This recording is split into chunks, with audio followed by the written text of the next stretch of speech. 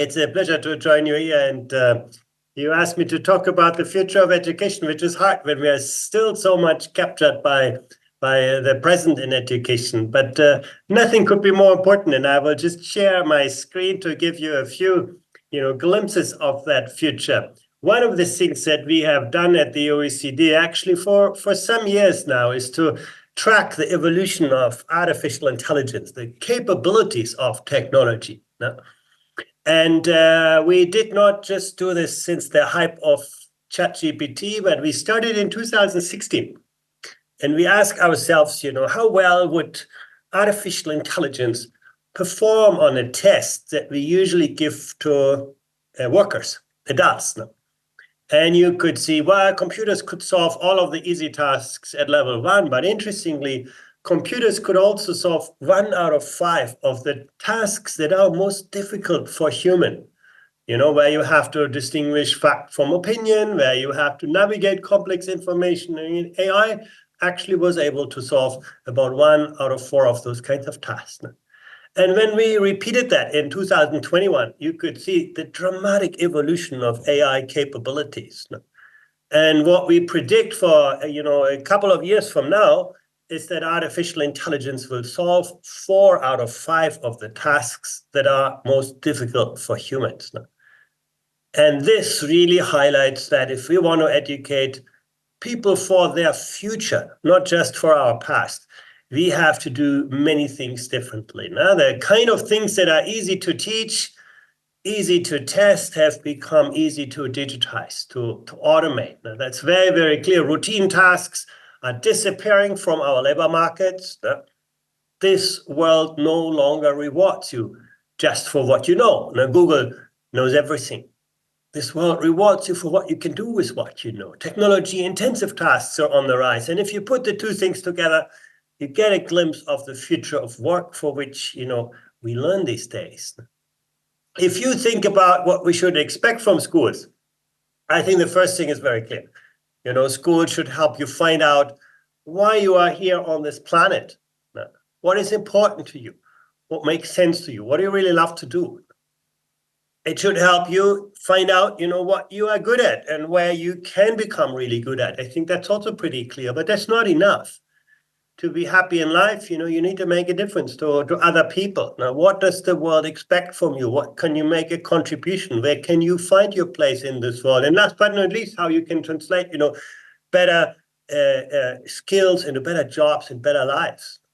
It's not so difficult to imagine what we expect from the future, but where are we now with this? Well, that's one of the things that we always look at in our global PISA assessments. And, one of the countries that always comes out on top, reading, mathematics, science, is Japan. You can see that, when we look at academic performance, they get 10 out of 10 points. Among the OECD countries, the number 1. But, when you scratch the surface, you can see, well, Japanese kids are not so happy. Psychological well-being is not so well developed. Sense of identity, sense of belonging. They don't show that much agency. Can you actually do things? Can you mobilize your cognitive, social, emotional resources? They don't show much emotional resilience.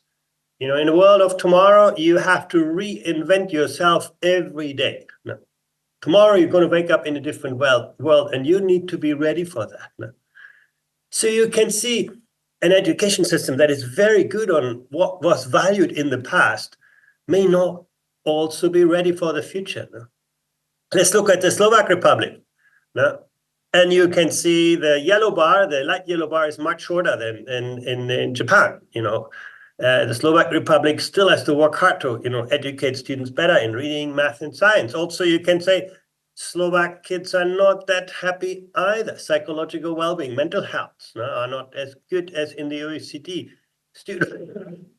Student agency. Can you mobilize your cognitive, social, emotional resources? Resilience is a lot better than in the case of Japan, but still, there's a lot more to do on this. The quality of social relationships. Education is not about transaction of knowledge. It's about building, solid relationships. Well, you can see different strengths, different weaknesses, and you can actually ask yourself, can we do everything at the same time? And actually, a country like Denmark is a good example. They have, done quite well academically, not as well as Japan, but quite well.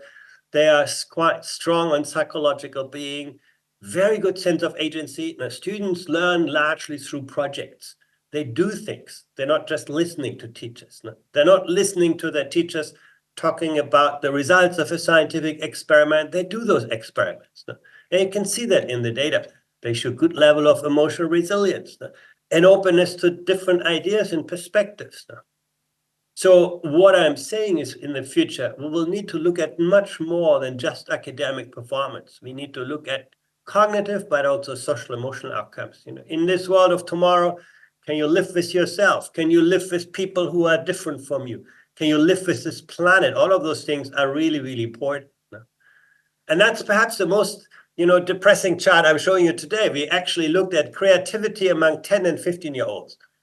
And in almost every jurisdiction for which we have data, 15-year-olds reported lower levels of creativity than 10-year-olds. If I would tell you here your 15-year-olds do worse in mathematics than your 10-year-olds, you would tell me you're crazy. That's not possible. Students always learn something. But it may not all automatically be like this. Maybe, our current way of schooling can take away some of the capabilities that we need in the 21st century, like creativity, because, we have the sense of compliance and conformity in school. I'm a scientist by background, and sometimes it breaks my heart when I see how we teach science like religion. We make people believe in some scientific theory, then we give them lots of exercises to practices, and at the end we test whether they remember our answers. That has very little to do with the idea of science. Science is always about questioning the wisdom of our times, not reproducing. So we have to change those kinds of data. And what we know is, when you ask people what stands in the way of building creativity, they tell you, oh, we teach too many other things, or, we never look at creativity. There's a lack of assessment, or our teachers are not up to this. And so there are many, many things that we need to change if we want to see a different picture. Well, that's just, where we need to be. How can we get there? Well, obviously, the technology is a very, very important part of the equation, but we also need to think harder, how do we get people ready for this? When you think about technology, clearly the pandemic has woken up schools to a new world that is, changing education dramatically. Personalization is the biggest promise. Now, while you study mathematics on a computer, the computer can figure out how you learn and then make your learning experiences so much more granular, so much more adaptive, so much more interactive. Game-based learning environments are starting to make learning fun. Virtual reality can embed learners in a three-dimensional world. Now, once again, you can do an experiment in a virtual laboratory rather than just, reading about it. You can look at vocational education, where augmented reality is now super empowering people in the real world, beaming what we know into what we do, and therefore helping people doing things in real time. Very close to my heart, we have now the possibility to reintegrate learning and assessment. You can say maybe that was the biggest mistake in recent education history, that we divorced learning from assessment. We made people, pile up many years of learning, and then, one day we call them back and say, tell me everything that you learned in the last 10 years, in a very shallow, contrived, artificial setting, and we call it an exam. And that has made teaching shallow, that has made learning shallow. But now with technology, we can put those things together again. We can give young people dynamic, real-time feedback on their performance. Amazing examples. And then, turning that into learning analytics, where technology can help teachers find out where their students are interested, where they get stuck, where they get bored. All of those kinds of things are now possible. Well, that's the promise, and then you put artificial intelligence into this. And of course, artificial intelligence still has many limitations, and we need to be aware of them. I think you all are getting frustrated from ChatGPT. It just throws some answer at you and never explains where it got the information from. But, those are limitations of specific applications They're not limitations of the underlying models of artificial intelligence. That's going to be solved in the near term. We will get better applications that are traceable, that are more accurate, and so on. As the training data expands in the medium term, things like ChatGPT is going to get better to understand your queries, get a better kind of knowledge base to interpret your knowledge. In the long term, things are less clear. Now, will artificial intelligence amplify human biases, extrapolate from them, or will it, help us overcome our biases by helping us, see beyond the training data that, we have, that AI has? I think that's harder to answer. Scientists are not in agreement on that, but, maybe one day it's going to work out. What it means for students, and many of that today, students can discover entirely new worlds of learning. Again, you can do a virtual internship. You can understand the world around you in different ways. You can learn, practice, apply. You can create and share. You can take much greater ownership over what you learn and how you learn and where you learn, whether it's a job, whether it's school, whether university, and so on. And when in your life you learn. In the past, we stacked up everything at the beginning of our life, and then we got a degree, and then we thought we were ready. Well, in the past, we used to learn to do the work, and now learning is the work. Now, that's a huge transition, and technology is making it possible. If you look for teachers, same story. You can actually reduce administrative work for teachers, and that's incredibly important. When we ask ourselves, what makes teachers stressed these days, you can see very, very clearly it's not working with students. The black line is pretty flat. Having teachers add 1 hour to work with students is not a driver of stress. It's the green line that's the problem. Basically administrative work, bureaucracy. That gets teachers frustrated. They do things that they do not see as adding to their kind of environment. And we can actually address it with AI and technology really well. Teachers can, many teachers do that already, prepare the lessons with technology, get coaching, feedback, assessment, evaluation. I talked about it. So you're going to see a transformation of learning, a transformation of education in ways that we have never seen before. Of course, there are opportunities and there are risks. Now, the opportunity is really about doing things differently. It's not about building back better. It's about building forward differently. And the challenges clearly are around ethics and inequity. When you look at the opportunities, it's all about, personalization. For the first time in history, we can give every learner the learning they need, including learners with special needs and so on. Technology can be the big enabler. If we don't, personalize and we don't use technology, we end up in a very traditional learning setting, not very effective.